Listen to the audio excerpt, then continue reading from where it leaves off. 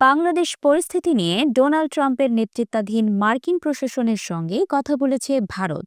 ভারতের পররাষ্ট্রমন্ত্রী এস জয়শঙ্কর ওয়াশিংটনে বুধবার 22 জানুয়ারি এক সংবাদ সম্মেলনে কথা জানান। প্রেসিডেন্ট হিসেবে ট্রাম্পের শপথ গ্রহণ অনুষ্ঠানে যোগ দিতে জয়শঙ্কর ওয়াশিংটন সফর করেন। নতুন মার্কিন পররাষ্ট্রমন্ত্রী মার্কো রুবিও এবং জাতীয় নিরাপত্তা উপদেষ্টা মাইক ওয়ালজের সঙ্গে দ্বিপাক্ষীয় বৈঠক করেন জয়শঙ্কর। সেখানে বাংলাদেশ প্রসঙ্গে কথা হয়েছে কিনা এমন এক প্রশ্নের জবাবে ভারতের পররাষ্ট্রমন্ত্রী সাংবাদিকদের বলেন, হ্যাঁ, বাংলাদেশ বিষয়ে আমাদের মধ্যে সংক্ষিপ্ত আলোচনা হয়েছে, তবে এই বিষয়ে বিস্তারিত বলতে অস্বীকৃতি জানান জয়শঙ্কর।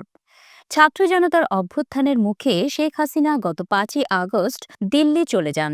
গত 8ই আগস্ট মোহাম্মদ ইউনূসের নেতৃত্বে অন্তর্বর্তী সরকার দায়িত্ব নেয়।